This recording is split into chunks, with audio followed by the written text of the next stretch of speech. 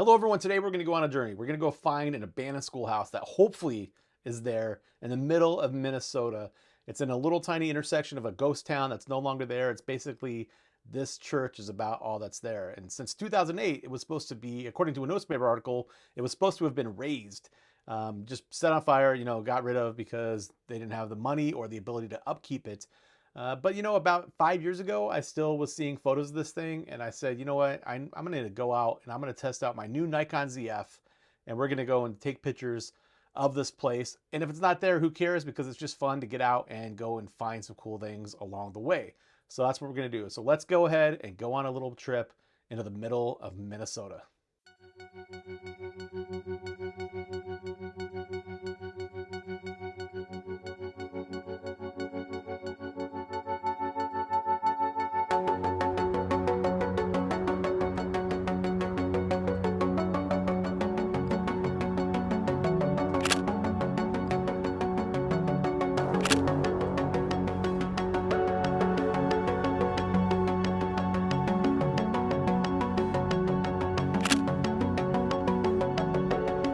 I actually struggled with this spot a little bit. I just wasn't sure if I had anything good, even though it looked cool and it felt cool.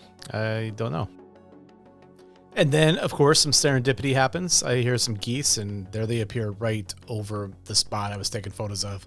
No joke, pretty lucky, and it actually makes the photograph.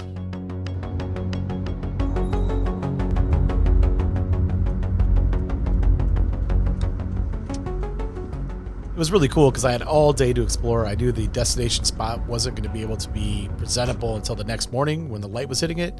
So today was just an exploration day, and then I found the spot in Iowa that I've always wanted to go to too. Here's one of my favorite shots of the day, this old schoolhouse. I didn't even know it was there. I knew the other buildings were there. And I'm going to take credit for a happy accident. See that barn and that old house behind the schoolhouse right way in the background? I didn't even realize that was there until I was editing. But, I'm going to say that I meant to have it be there, and I composed it perfectly to show that.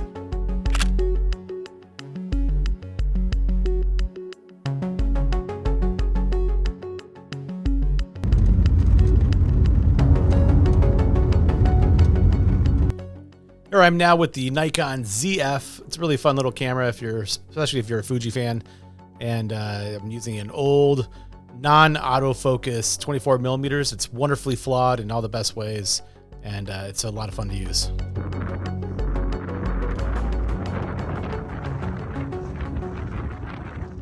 Now, I didn't spend too much time here. It was incredibly wildly windy and very, very cold. The day before it was like 80 degrees and it was dropping quickly. I think it was like 24 degrees right here.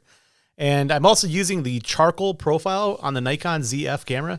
I like it a lot, and I have a preset that I kind of made in Lightroom to enhance that charcoal profile on the Nikon Zf that I'm really digging the look out of that. So most of the black and whites you see in this video are with that profile.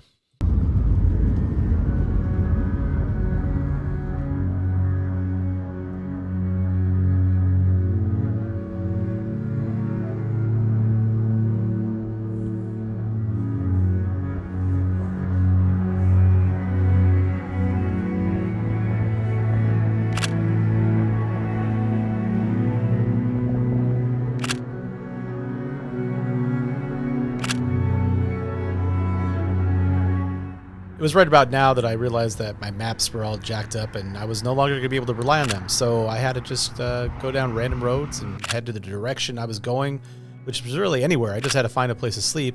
So all these shots that you see are pretty much bonus shots.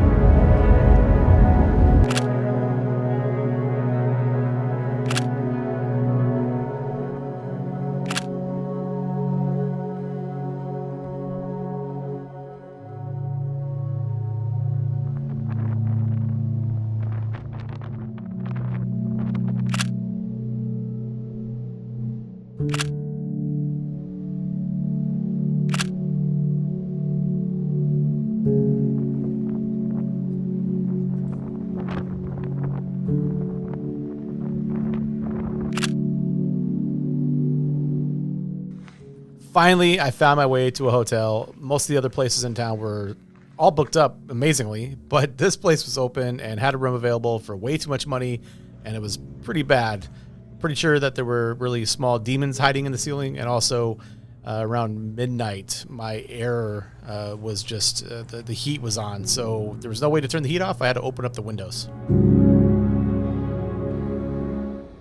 Since I really couldn't sleep, I just figured I'd get out on the road and see what I could find. You could see it was very, very dark. And I happened just to go across this place. What was cool is that behind me, the moon was actually really, really bright. And so I was getting the sunset, and I was getting a little bit of the stars, and I was getting that moonlight on the front of this little schoolhouse. So I thought that was kind of cool.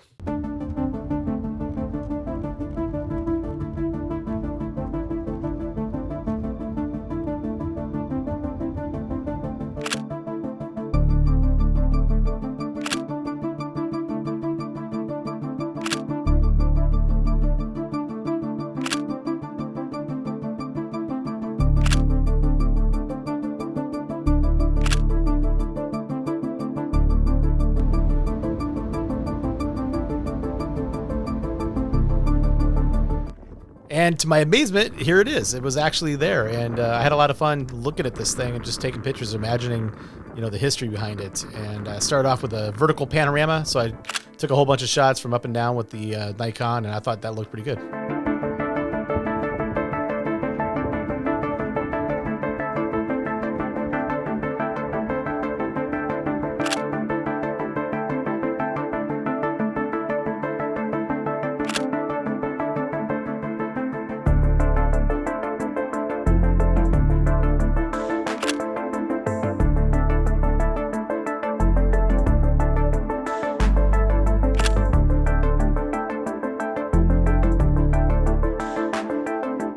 What you see here is like a probably 10-shot stitch, I think, if I remember right. Just kind of stitching to get that road and a little bit of, the flavor of the area. And also, you might be wondering why so many of the photos in this series, in this entire video, look quite a bit differently. And it's really just that I'm trying to figure out how the Nikon files work with, editing and my presets that I already own and some of the new color profiles. So I'm just going in and having a lot of fun messing around with these. I'm making a book about some of my abandoned stuff, and I'm trying to figure out a style as well. So it's been fun to mess around.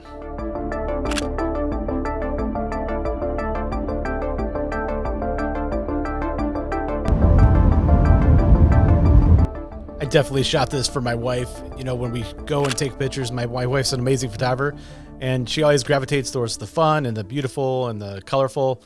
And I usually go, as you could tell, for the decrepit and the damaged.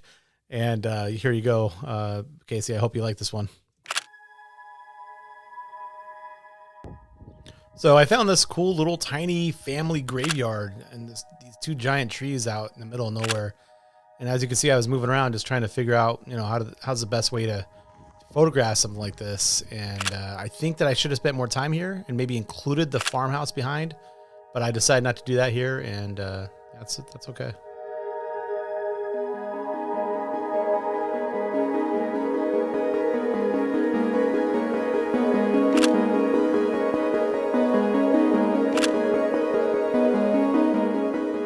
One of the things I think I've kind of stumbled upon in my photography is scenes like this, which is just, for me, it's documenting the moment, documenting this turbulent time that we're living in. And I don't often show these kind of photographs or, some of these kind of unique symbols of patriotism in multiple different ways that I find out here in the rural parts of the country. But I think it's important to document these things, and this moment in time is going to be talked about for a long time.